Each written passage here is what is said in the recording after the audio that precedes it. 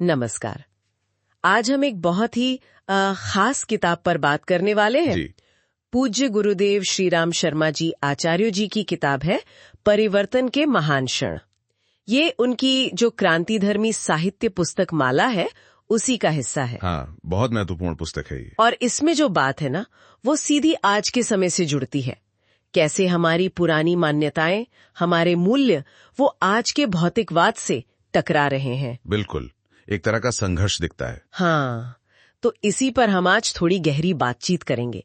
देखते हैं पूज्य गुरुदेव क्या कहते हैं इस बारे में। जरूर। तो किताब शुरू होती है एक बड़े बदलाव से।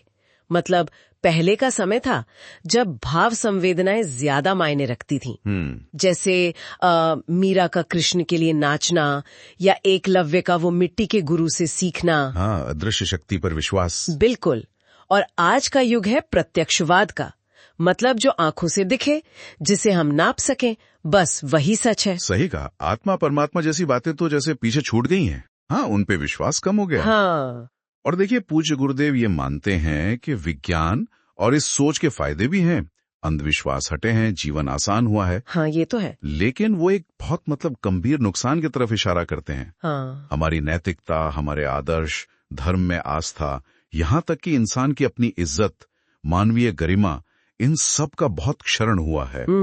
ये गहरी बात है। जब सोच ये बन जाए कि भाई बड़ी मछली छोटी को खाएगी, मतलब सर्वाइवल ऑफ द फिटेस्ट ही सब कुछ है। हाँ। तो फिर शोषण को एक तरह से सही मान लिया जाता है। अच्छा। और इसी वजह से पूज्य गुरुदेव कहते हैं आज हम इतनी समस्याओं से घिरे हैं। पर्यावरण को देख लीजिए, प्रदूषण, तापमान बढ़ना, जी, समाज में बिखराव, असमानता।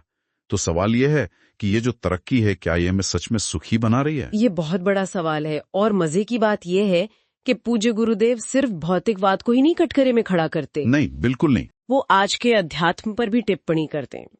कहते हैं कि आजकल का अध्यात्म भी वो काफी विकृत हो गया है, आडंबर है, पाखंड है। हाँ, अपने असली मकसद से भटक गया है। तो ऐसा लगता है कि दोनों ही रास्ते, पूरा भौतिकवाद और ये जो प्रचलित अध्यात्म है, दोनों में कुछ गड़बड़ है। यही पूज्य गुरुदेव अपना समाधान देते हैं। वो विज्ञान के खिलाफ नहीं है। अच्छा। वो कहते हैं विज्ञान और परिष्कृत अध्यात्म को मिलाना होगा। परिष्कृत अध्यात्म मतलब ऐसा अध्यात्म जो सिर्फ कहने सुनने का ना हो, जिसे अनुभव किया जा सके, तर्क की कसौटी पर, प्रत्यक्षवाद की कसौटी पर भी परखा जा सके। और इसके लिए सिर्फ बाहरी पूजा पाठ काफी नहीं है। जोर अंदर की सफाई पर है, व्यक्तित्व को निखारने पर, जीवन साधना पर। अच्छा, आंतरिक शुद्धि पर। हाँ, जिसे वो त्रिधा भक्ति कहते हैं, उपासना, साधना और आराधना।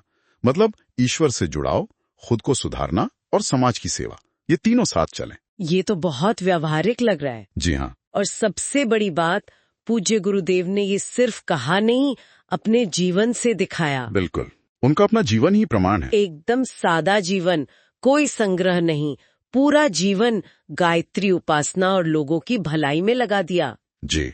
और उसके नतीजे भी देखिए, हजारों किताबों का वो युग साहित्य लिख दिया, लाखों करोड़ों लोग जुड़ गए उनसे बिना किसी विज्ञापन के। हाँ, और साधन भी कैसे जुड़ते चले गए। वो कहते थे ना, सुदामापुरी का द्वारिका बनना। हाँ, ये तो जैसे भक्ति से जुड़ी शक्ति का सबूत है। निश्चित रूप से उनका जीवन दिखाता है कि अध्यात्म कोई हवाई बात नहीं है, इसी जीवन को बेहतर बनाने का तरीका है।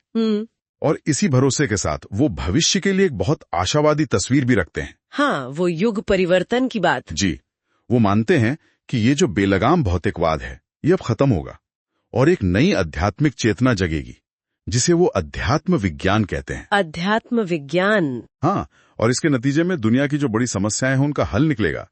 धरती पर फिर से शांति आएगी, सतयुग जैसा माहौल, सतयुग की वापसी। हाँ, और एक खास बात, नारी शक्ति का जागरण। वो कहते थे नारी प्रधान 21वीं शताब्दी। ये तो बहुत प्रेरणा देने वाली बात है। हाँ, बिल्कुल। तो कुल मिलाकर देखें तो परिवर्तन के महान क्षण हमें रुककर सोचने पर मजबूर करते हैं।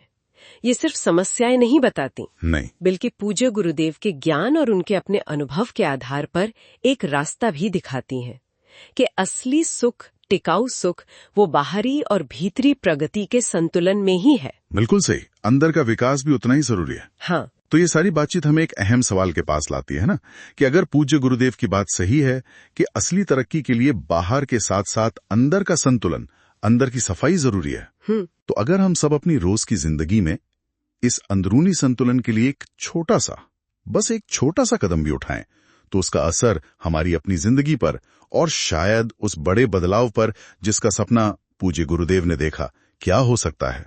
सोचने वाली बात है।